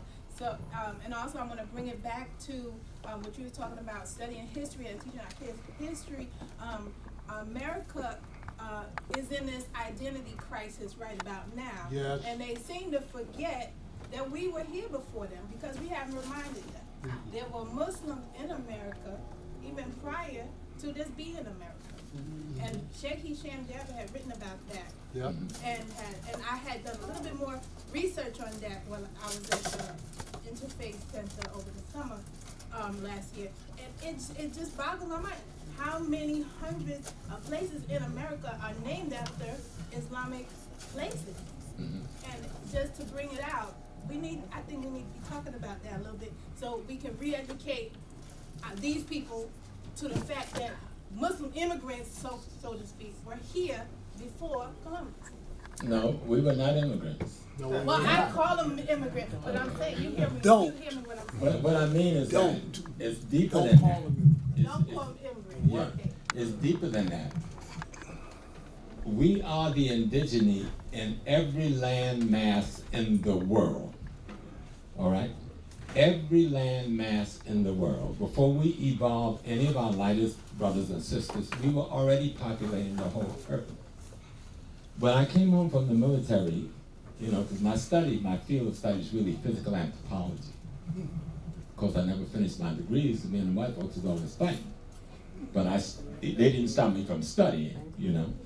And so, I remember when I was in the Navy, I was actually a librarian, believe it or not. Right? So I was into books, this is my thing. And one of the first thing I learned when I got home, it was on the news about a shellfish fossil found in the mountains of West Virginia. And that wouldn't be a big deal, except that the only place in the world that this shellfish had ever lived is in Guinea.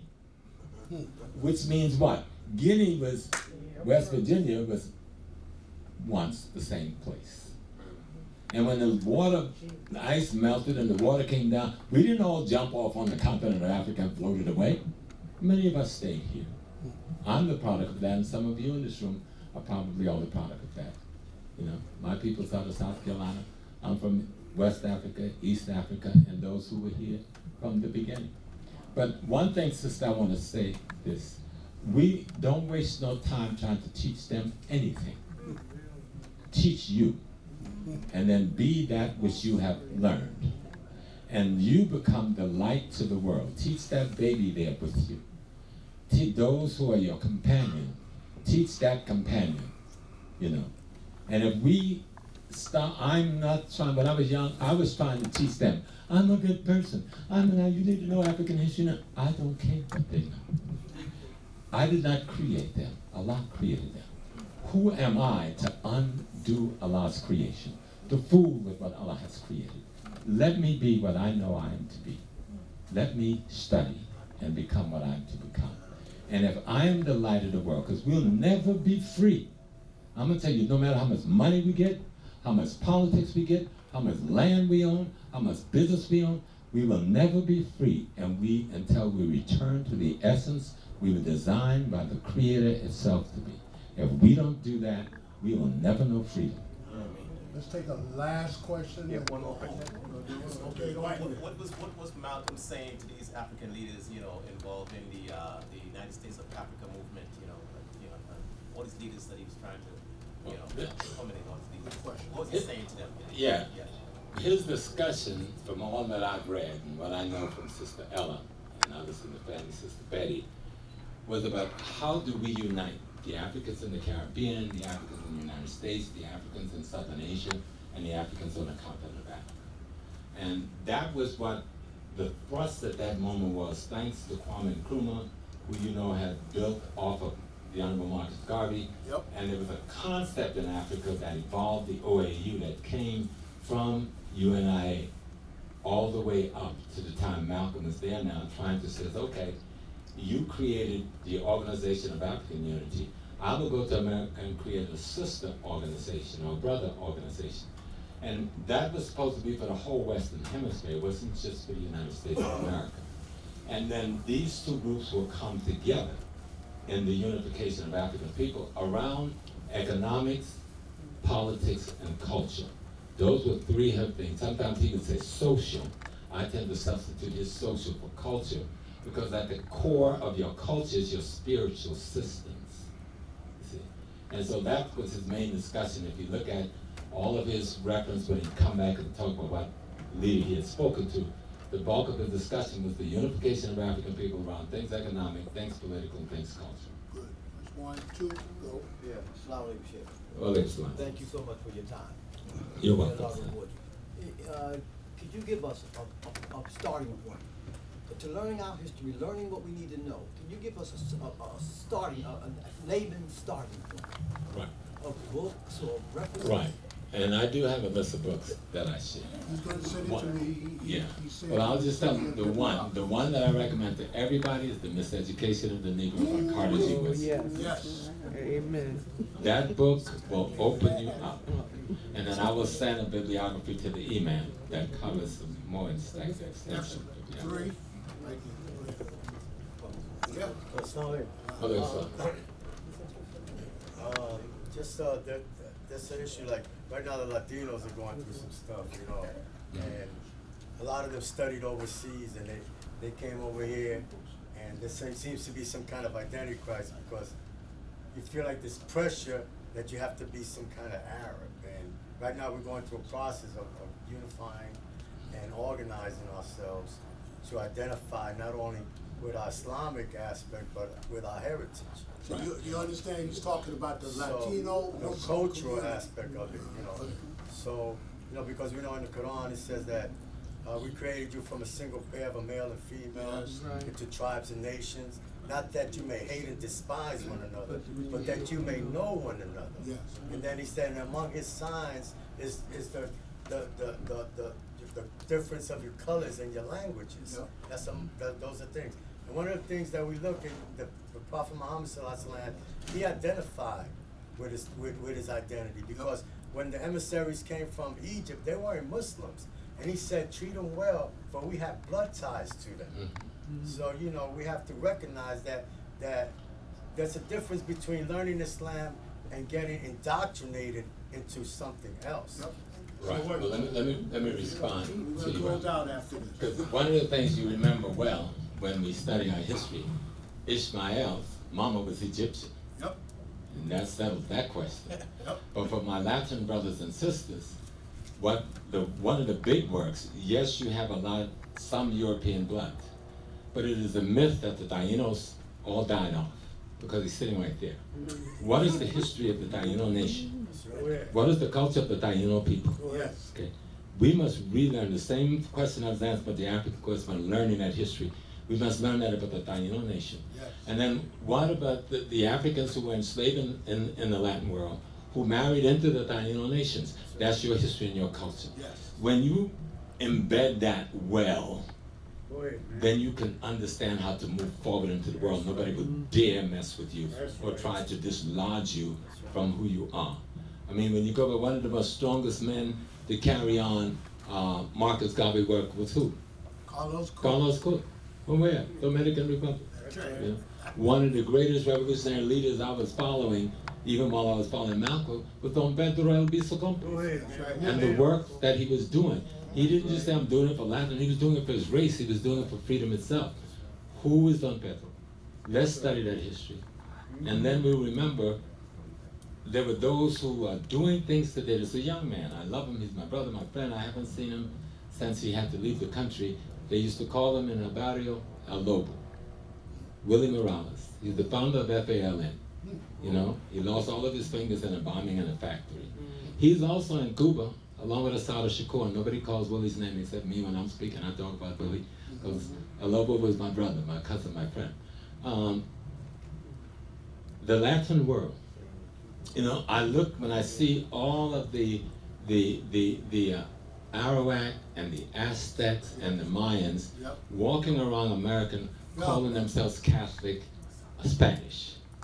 You are the Aztecs, you're the Mayan, you're the Taino, you're the Carib. Reclaim your historical identity and it will make everything else easier, because it'll give you the root. Nobody can come in your land like they're doing in Puerto Rico and make you a slave even in today, in your own land. You didn't steal that land from nobody. That's the land of the Tainos. My second oldest baby mother was Puerto Rican, African Puerto Rican. And Diana and I separated many, many years ago before I got married. And she had taken my baby. It's a long story, and I can't tell that story. I would never tell it. And so she's now my ancestor. But when my baby finally, when her mom died after the World Trade Center thing, she lived near there, and she got that stuff in her lung. My baby was looking for me because her mom was the only child, and then she was the only child. And so her grandma was aging, Miss Rosa, who we buried about 3 weeks ago. She was 93.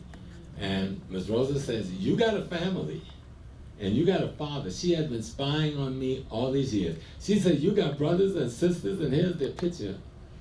And so she found me on Facebook, and she called and said, and I said, who's this? And the lady says, I'm Monica. And I'm like, okay, who's that? She says, I'm your daughter. No, I had a daughter named Monica, but she died about 30 years ago. Oh, the woman started screaming. And that's okay, wait. I said, tomorrow morning I'm going in the hospital for some surgery. So if you meet me at St. Luke's about 7 o'clock in the morning, I will look and see if you're my child. Because I knew it was my baby on the phone. I was so happy I could jump to the roof. But I had to make it dramatic, right? And she came and I met her at St. Luke in the morning. She had a 6-month-old little boy and said, Daddy, I brought you a gift. This is the sweetest child you ever want to meet in the world. But Miss Rosa was in the hospital a few months ago, and she knew she was going to transit. And we were there talking with her. And Onika called her Hispanic. She said, no.